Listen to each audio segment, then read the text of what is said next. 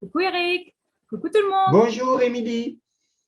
Alors, le sujet du jour est l'épigénétique peut-elle contribuer à améliorer notre santé? Alors voilà une belle question. Ça serait embêtant si je disais non, parce que je n'aurais plus rien à dire.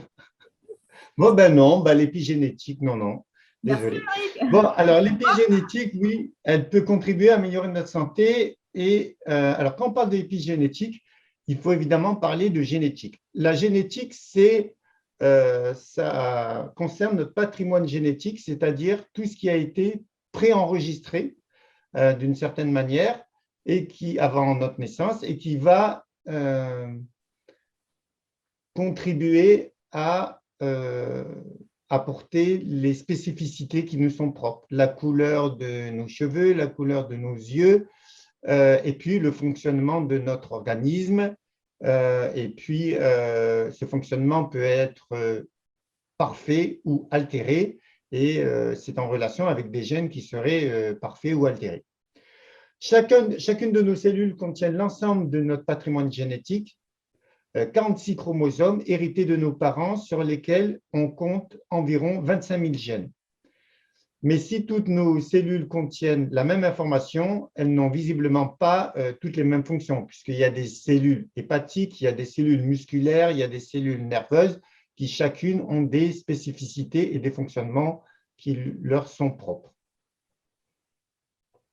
Alors que la génétique correspond à l'étude des gènes, l'épigénétique s'intéresse à une couche de l'information complémentaire qui définit comment ces gènes vont être utilisés. Ce qui est intéressant par rapport à l'épigénétique, pour chacun d'entre nous, c'est que l'épigénétique, c'est notre libre arbitre. Très souvent, lorsqu'on dit à quelqu'un qu'il a une maladie génétique ou qu'il a, pas forcément une maladie, mais en tout cas des traits de caractère hérités de nos parents.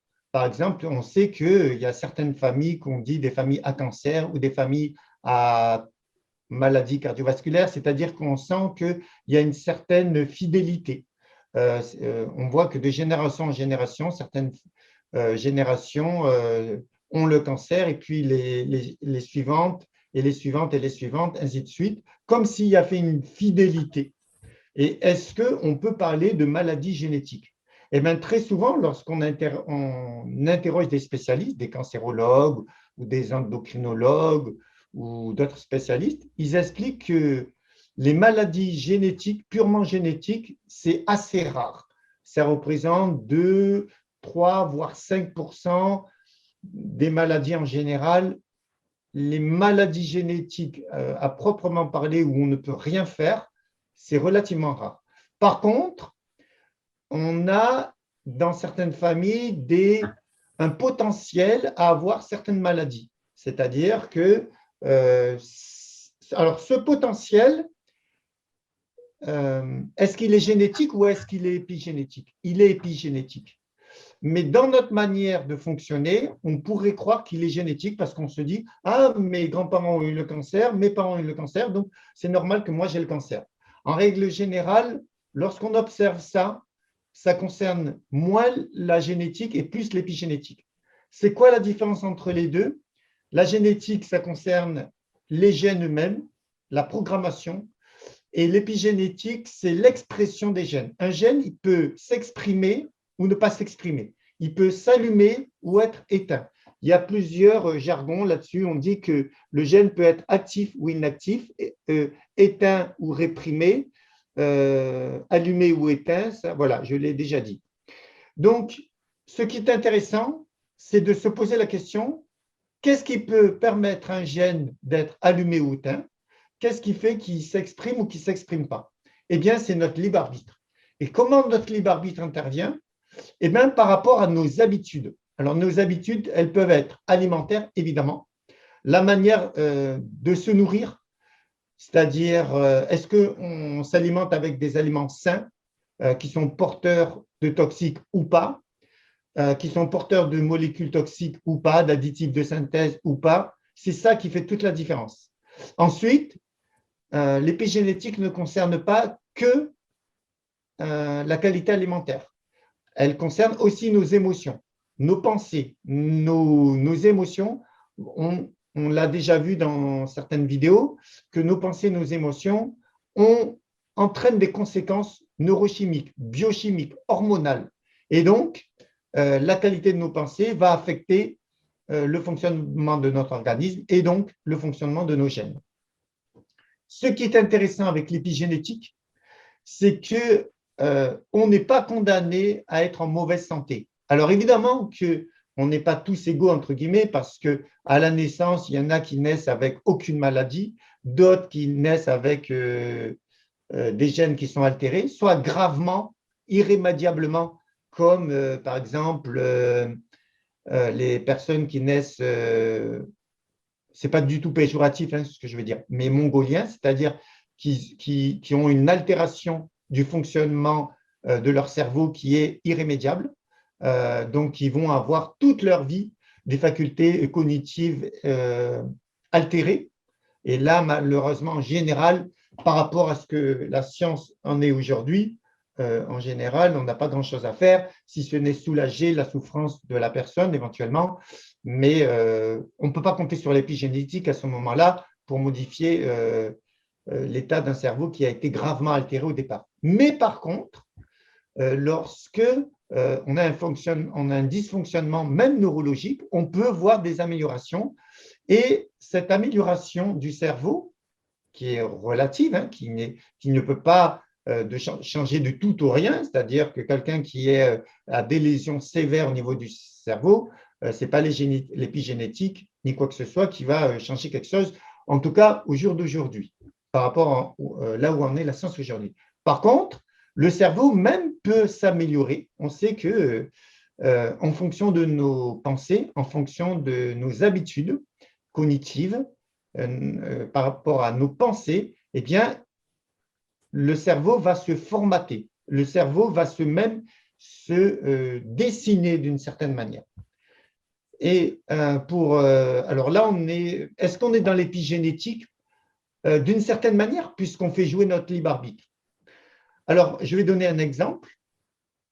On s'est rendu compte, par exemple, que c'est une petite parenthèse, mais qui insiste plutôt sur la plasticité du cerveau, la capacité du cerveau à se reconfigurer, à s'améliorer. La plasticité du cerveau, c'est en relation avec le côté plastique, le côté modelable. Voilà, on peut modeler son cerveau, entre guillemets, bien sûr, il faut bien mettre ce mot et le concevoir par rapport au contexte qu'est le cerveau. On s'est rendu compte, par exemple, que des chauffeurs londoniens, à l'époque où les GPS n'existaient pas, eh bien, ils devaient mémoriser des milliers, voire des dizaines de milliers d'adresses.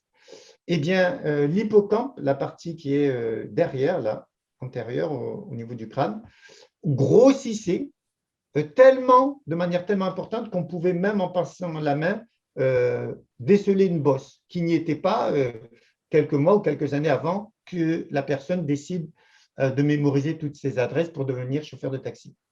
Et en fait, c'était dû à des connexions neurologiques. Chaque fois qu'on commence une nouvelle habitude, on crée ce qu'on appelle des connexions interneuronales et par des systèmes de synapses.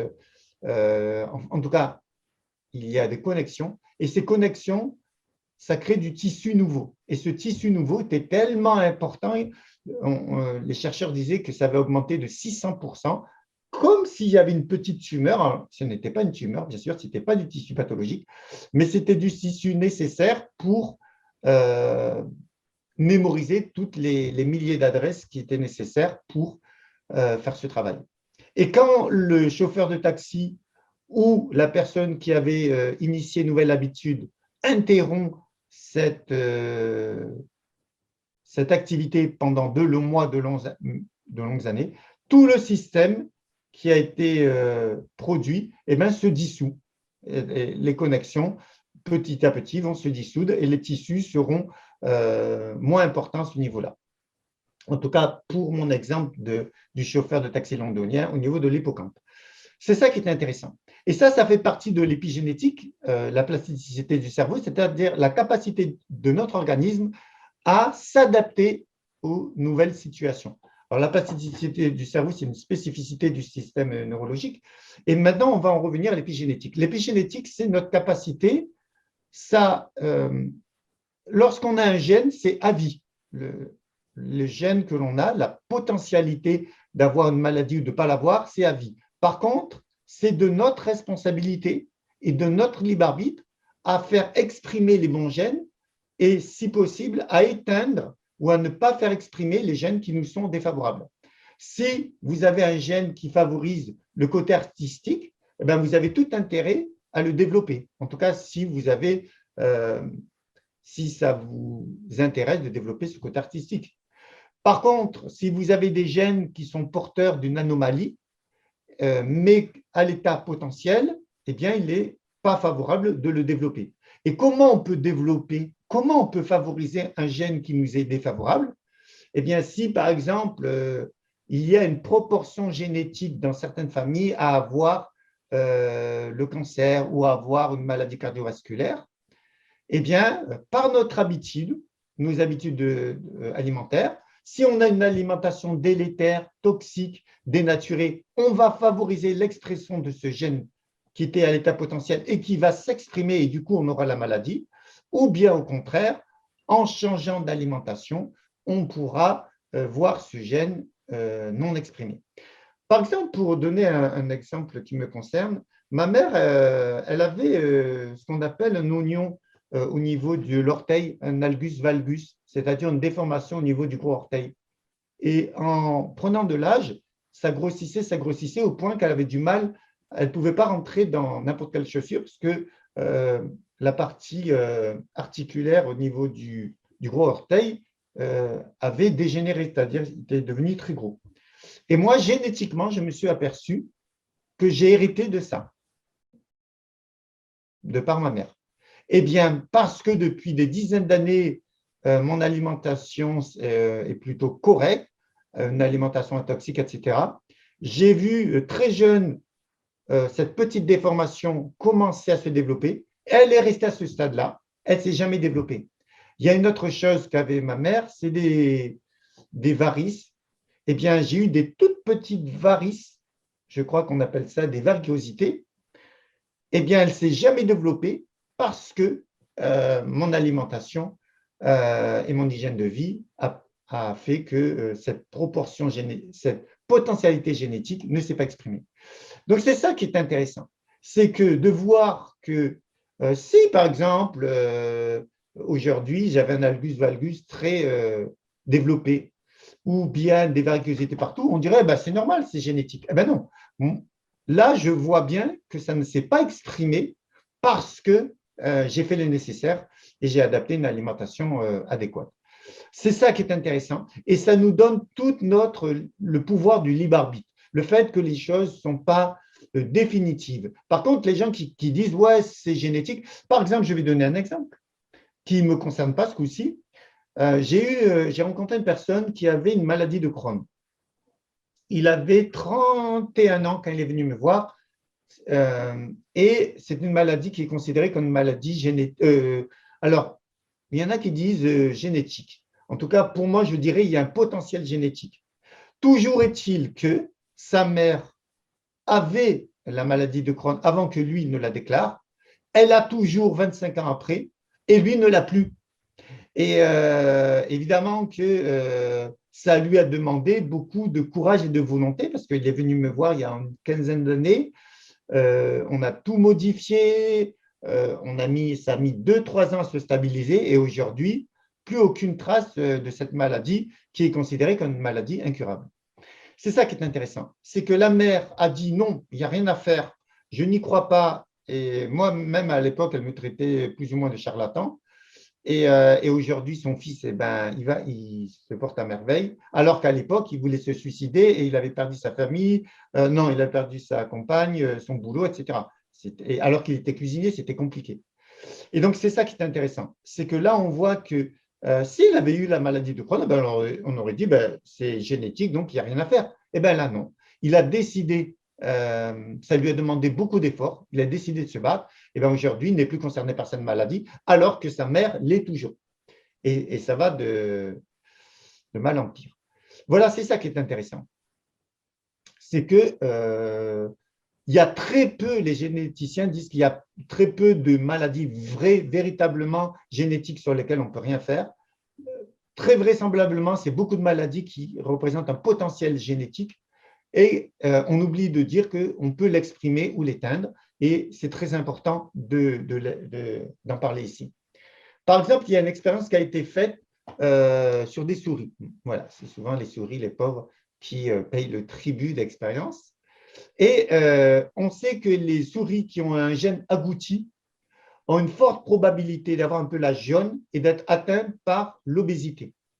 Eh bien, des chercheurs se sont intéressés à… Alors là, on parle de génétique. Hein. Lorsqu'elles sont ce gène, elles ont systématiquement le pelage jaune et atteintes d'obésité. Eh bien, certains généticiens se sont intéressés à enrichir leur alimentation en méthyle. Et le résultat, c'est que les souris qui bénéficient de molécules impliquées dans la méthylation, comme la méthionine, l'acide folique et le zinc, entre autres, eh bien, ont empêché ce gène de s'exprimer. Eh bien, ces souris-là ont eu un pelage brun, tacheté, et elles étaient minces, elles n'étaient plus obèses comme les autres souris qui n'avaient pas bénéficié de ce régime alimentaire supplémentaire en méthyle. C'est ça qui est très intéressant, c'est que là, on aurait pu dire oui, c'est normal, toutes les souris atteintes du gène agouti seront jaunes et auront de l'obésité. On modifie certains paramètres micronutritionnels et on voit entre guillemets un miracle dans le sens que ces souris-là ne seront pas atteintes d'obésité et n'auront pas un pelage jaune, mais un pelage brun et tacheté, comme les souris normales. Voilà, c'est ça ce qui est intéressant. Je ne souhaite pas délayer trop longtemps. 2-3 exemples, ça suffit. Pourquoi ça ne sert à rien de faire un étalage d'expérience, ceci, cela? Parce qu'en fait, quand une personne a une information, peu importe la densité de l'information, ce qui est important, c'est de conscientiser quelque chose et ensuite de passer à l'action. Les longs discours, ça, je me rends compte que ça ne sert pas à grand-chose. On peut lire des milliers de livres et être toujours dans la même situation. Et il y a des personnes, ils lisent un livre ou ils vont une fois à une conférence ou ils regardent une vidéo, ils ont un déclic et toute leur vie change. Donc, c'est ça qui, moi, m'intéresse, c'est faire aider les gens, en tout cas encourager les gens à prendre des bonnes résolutions et à passer à l'action. Les longs bavardages, bon, on peut s'intéresser à l'épigénétique en faisant 3 heures de vidéo, mais ce n'est pas ce qui compte. Ce qui compte, c'est de se dire qu'on a un libre arbitre, que ce libre arbitre peut s'exprimer favorablement par le respect des facteurs de santé que sont l'alimentation, mais aussi la qualité de l'eau, la qualité de l'air, la qualité de notre relation avec nous-mêmes, notre communication, notre manière de penser. Si on se critique du matin au soir, eh bien, évidemment, ce n'est pas une bonne manière de se parler, et aussi la manière de s'exprimer envers autrui. Et puis, bon, tous les autres facteurs de santé, je l'ai dit, la qualité de l'air, de l'eau, avoir une activité physique, avoir une activité intellectuelle, avoir des phases de repos, de plaisir ou de détente, comme on veut. Qu'est-ce que je peux dire encore? Et puis, éviter de regarder trop la télé, le téléphone portable, éviter les alimentations addictives comme le sucre, le trop salé, le trop sucré, ou bien les stimulants comme le café, le thé. Et puis aussi, aujourd'hui, avec les Wi-Fi, la télévision, les ordinateurs, les ondes ceci, les ondes cela, évidemment que tout ça, ça altère le fonctionnement cellulaire. On sait que les micro-ondes et voilà, que ce soit les micro-ondes dus aux micro-ondes pour chauffer les aliments ou les micro-ondes des portables sont nuisibles pour la santé et des expériences ont montré que lorsqu'on mettait un portable de manière chronique et régulière sur un œuf de poule, on donnait naissance à des poules qui étaient altérées sur le plan cellulaire. Et puis, bon, toutes sortes d'expériences qui ont prouvé que les ondes du téléphone étaient une musique. Voilà, c'est ça qui est intéressant, c'est de prendre conscience de tout ça. Ça ne sert à rien de trop délayer. Moi, ce que je souhaite, c'est faire des vidéos qui puissent aider les gens et en l'occurrence, passer à l'action. Voilà, c'est très simple. Donc, une alimentation de bonne qualité, équilibrée, protéines, glucides, lipides, voilà, des crudités présentes, des jus de légumes, c'est extraordinaire. Moi, personnellement, je bois entre un demi, voire un litre de jus par jour en deux fois, pas un litre d'un coup. Hein. Un bon verre d'un demi-litre, puis éventuellement, pas systématiquement, mais un deuxième verre plus tard, au minimum quelques heures ou une heure après. Voilà. Si on respecte tout ça, on digère bien, on n'a pas de diarrhée et puis on régénère son système en permanence. Voilà, ma chère Émilie, est-ce que tu as des choses à dire ou à poser comme question, des réflexions? Qu'est-ce que tu as à me dire? Ouais, une petite réflexion. Enfin, tu vois, moi, je me dis, l'épigénétique, c'est top dans le sens où c'est porteur d'espoir, ça, c'est clair et net. Après, ça demande quand même une sacrée investigation parce que tu parles du libre arbitre, en fait. Donc, libre à chacun d'avoir une alimentation atoxique ou de faire du sport ou de se coucher tôt. On parle des facteurs de santé, mais à l'intérieur de ça, c'est vachement plus compliqué, tu vois. Par exemple, toi, tu parles de jus. En fait, c'est des choses qui te réussissent et puis qui réussiront à peut-être la majorité des personnes. Mais il y a aussi des sensibilités individuelles. Et pour le coup, peut-être que, par exemple, moi, si je prends enfin, il faut trouver la cause des symptômes qu'on peut ressentir. Peut-être que moi, par exemple, le fait de manger une pomme ou de boire un jus, en fait, c'est peut-être pas en phase avec ma génétique et c'est peut-être cette petite chose-là qui va me poser des symptômes, non? Non, non, non, non, non, non. À quel, jusqu'où s'arrête J'étais suivi. l'épigénétique, en fait? Tu vois? Non, non, tu peux pas dire boire des jus de légumes n'est pas en phase avec ma génétique. Non, non, non, tu peux pas dire ça. Je sais pas. Si? Non? Non, on peut pas dire ça. C'est comme si tu me disais respirer n'est pas en phase avec ma génétique. C'est pas parce que. Alors, oui, tu me diras, mais c'est pas naturel de boire des jus, c'est ça? Il vaut mieux Non, manger des tu jus. vois, après, où tu fais Ah non, tu vois, la frontière entre ce qui va être de l'ordre de l'épigénétique et de l'impact de ton habitude de vie sur ta santé et, par exemple, une allergie. Tu vois, par exemple, il y a des gens, peut-être, ils ont des intolérances, pas forcément des allergies, mais à la pomme. Je dis ça juste parce que c'est un truc qu'on consomme tous les jours. alors là, j'entends mieux ton discours. J'entends mieux ton discours parce que là, il ne s'agit pas de génétique, il s'agit de dysfonctionnement. Quelqu'un qui est intolérant, ça peut s'expliquer assez facilement, hein, les intolérances et les allergies. Hein. Mm, mm. On sait aujourd'hui, grosso modo, quel est le mécanisme des intolérances et des allergies. Hein. Grosso modo, je ne dis pas que c'est la seule cause, mais c'est souvent dû à une porosité de la muqueuse intestinale qui laisse passer des grandes quantités de toxiques ou de macromolécules non digérées. Et à ce moment-là, lorsque le système immunitaire est débordé, on sait ce qui se passe. Hein. Chaque fois qu'il y a un aliment qui est mal digéré ou un toxique, c'est considéré comme un antigène. Un antigène va, euh, va solliciter la réaction d'un anticorps. Antigène et anticorps, non, antigène et anticorps, ouais, c'est ça.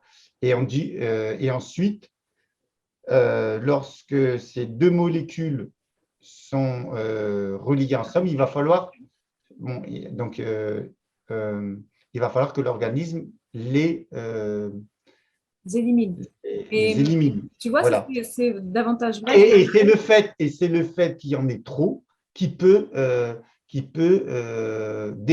dégénérer et provoquer des réactions auto-immunes. Voilà. Mais ça, c'est si Donc, on développe avec le temps, tu vois, une intolérance ou une allergie, on peut naître avec déjà des fragilités vis-à-vis de certains oui, aliments oui, qui semblent mais, sains. mais ce que je veux dire, c'est pas parce que tout à l'heure, j'ai expliqué que les jus. Ah oui, est-ce que tu aurais dû me poser la question différemment, me demander est-ce que les jus sont valables pour tout le monde, toujours, tout le temps. Non, non, non, non, je suis d'accord, il peut y avoir des exceptions. Mais comme de boire de la bonne eau ou de respirer du bon air, ce n'est pas défavorable en principe. Tu sais que l'air, ça contient de l'oxygène et que l'oxygène, c'est aussi, lorsqu'il y a un déficit d'antioxydants, l'oxygène, c'est un oxydant. Donc, l'oxygène pourrait aussi avoir ses côtés délétères, mais pourtant, on a besoin de l'oxygène et on a besoin de nourriture pour vivre. Là où je voulais juste, je ne dis pas que c'est faux, je voulais juste relativiser ce que tu m'as dit. C'est que les jus de légumes, a priori, c'est favorable pour la très grande majorité des gens. Mais comme n'importe qui, si tu n'assimiles pas ce que tu manges pour X raisons, ça devient un poison. Alors là, je l'entends. Mais un jus de légumes, a priori, est quelque chose qui est favorable pour la santé, pour la grande majorité des gens. Aujourd'hui, tu peux prendre aussi une personne qui a un problème et qui ne peut même pas boire de l'eau. Moi, je connais des gens, elles sont tellement déséquilibrées.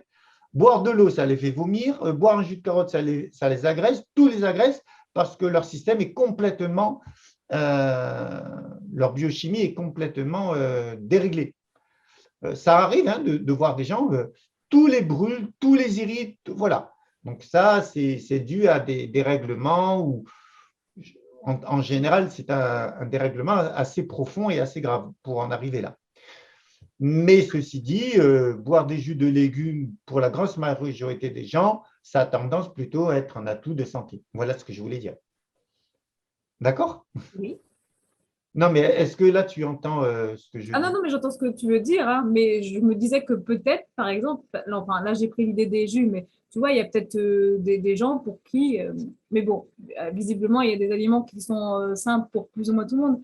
Mais Non, tout aliment qui est mal digéré, aussi bon soit-il au départ, devient un poison. Ça, je veux bien. Et c'est là-dessus que je vais revenir. J'entends ton discours, au moins sur ce principe. Ceci dit, de l'air de bonne qualité, de l'eau de bonne qualité ou un jus de légumes de bonne qualité est favorable pour une très grosse majorité de personnes.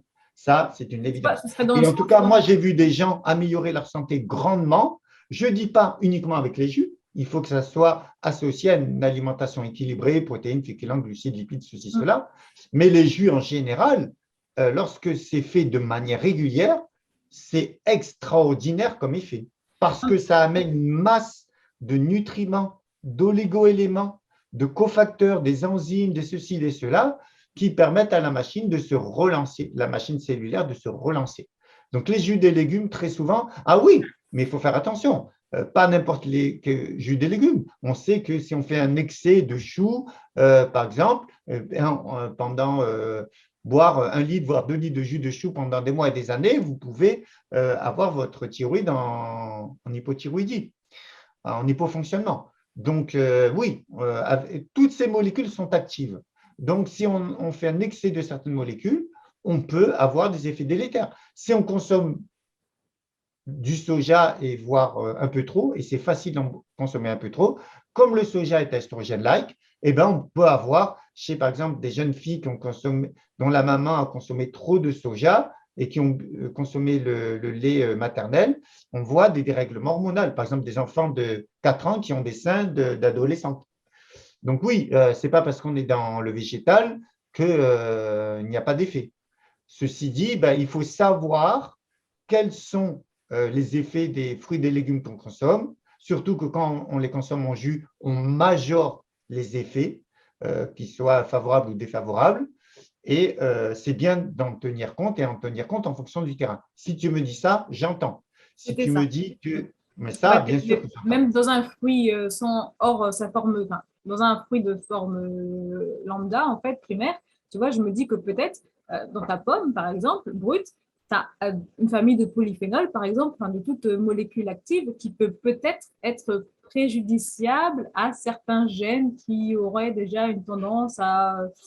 En général, ce n'est pas une histoire de gènes, c'est plutôt une histoire biochimique au niveau de la digestion. C'est quelque chose d'assez basique, c'est des histoires d'intolérance, d'allergie qui est en relation, comme je l'ai dit, avec l'intégrité de la muqueuse intestinale, et quand une muqueuse devient poreuse, tout devient toxique. Là, je ne vois pas trop la génétique avoir son mot à dire sur ça. C'est plutôt des réactions en relation avec la qualité de la flore intestinale et la qualité de la muqueuse intestinale. Quand on règle comme par hasard le transit, la flore intestinale et la muqueuse intestinale, tout rentre dans l'ordre. Donc, que la génétique intervienne là sur un fruit, un légume, j'y crois pas trop. Même si j'affirme rien parce qu'on n'est jamais sûr de rien. Mais là-dessus, je suis plutôt réservé. Ça, à mon avis, ce n'est pas trop une histoire de génétique, c'est plutôt une histoire Les gens aujourd'hui mangent tellement mal, c'est peut-être pas leur faute, mais c'est la nourriture qui leur proposée est tellement toxique que des gens aujourd'hui intolérants et allergiques, on en a de plus en plus. Voilà. Mais quand on comprendra que énormément de maladies trouvent leur genèse dans l'intégrité de la muqueuse intestinale, qui fait 1/40 de millimètre, qui est plus fine qu'une pelure d'oignon, évidemment que quand cette muqueuse est altérée, on a des macromolécules, des aliments qui sont en train d'être digérés, qui sont encore trop grosses pour passer, mais qui passent à la faveur d'une disjonction des entérocytes. Pour être plus simple, je dirais que c'est une ouverture de la muqueuse. Eh bien, des molécules toxiques passent, enfin des macromolécules qui passent, qui ont une taille moléculaire trop importante, c'est considéré comme un antigène et ça provoque la réaction du système immunitaire et ça provoque ce qu'on appelle un complexe immune. Ces complexes immunes, lorsqu'ils sont trop importants, ils se déposent un peu partout et s'ils se déposent sur le pancréas, eh bien l'organisme va vouloir les détruire et ça fera une maladie auto-immune. Voilà. Les maladies auto-immunes qui sont en relation avec une porosité de la muqueuse intestinale, ceux qui s'intéressent à la santé savent que ça fonctionne comme ça. Voilà. Est-ce que tu as d'autres questions ou d'autres suggestions? Voilà. En tout cas, ce qu'il faut retenir de cet échange, c'est que l'épigénétique, ce n'est pas un concept illusoire, ce n'est pas un concept purement intellectuel, c'est un concept scientifique qui correspond à une réalité. Et si on veut améliorer sa santé, c'est évidemment sur l'épigénétique qu'il faut miser ses efforts. Et ces efforts, c'est simplement le fait de respecter tous les facteurs de santé. Et lorsqu'on les respecte, on voit sa santé s'améliorer, quel que soit l'âge. Moi, je me suis occupé de personnes âgées qui avaient 90 ans, 92 ans, et je voyais l'amélioration. Par exemple, leur peau qui changeait complètement grâce au jus de légumes. J'ai une personne qui est venue me voir à 70 ans, qui avait un diabète et énormément de troubles digestifs. Il est mort il y a 1 an ou 2 ans à l'âge de 80. Alors, il avait 96 ou 98 ans. Je crois qu'il avait 98 ans. Il est mort donc il y a 1 an ou 2 ans. Je crois qu'il est mort l'année passée. Et c'était mon client-patient, entre guillemets, parce qu'on n'a pas le droit de dire patient, donc je dis client-patient, depuis 26 ans. 7, 8, 9, c'est ça. 26 ans ou 28 ans. Et en tout cas, et il me le disait, il me remerciait à chaque fois, il me disait, mais c'est depuis que vous m'avez donné des conseils, il les a appliqués et ça a été extraordinaire. Et par contre, la sécurité sociale et les retraites, ça leur a coûté cher hein, parce qu'il avait cotisé plein pot, il avait une retraite de 3 500, 4 000 euros. Donc, grâce à moi, la sécurité sociale, ça lui a coûté cher, hein, par contre. Voilà le problème de la… Non, je rigole, mais c'est ça. Si tout le monde, si toute la population, rien qu'en France, se mettait à respecter le facteur de santé, on aurait un problème de paiement de retraite, qui d'ailleurs est déjà existant, mais beaucoup plus marqué, parce que ça aide à vivre très longtemps en bonne santé. Hein. Alors, est-ce que c'est rentable économiquement de vivre longtemps et en bonne santé? C'est une question qu'il faudrait poser à nos politiques s'ils souhaitent ça ou ils souhaitent plutôt que les gens partent vite. Voilà une question intéressante. Bon, en tout cas, voilà pour cette petite vidéo. Et n'hésitez pas à poser des questions ou à réagir sous la vidéo. Voilà, merci beaucoup, Émilie. Merci. Et puis, à bientôt. À bientôt. Ciao. Au revoir tout le monde.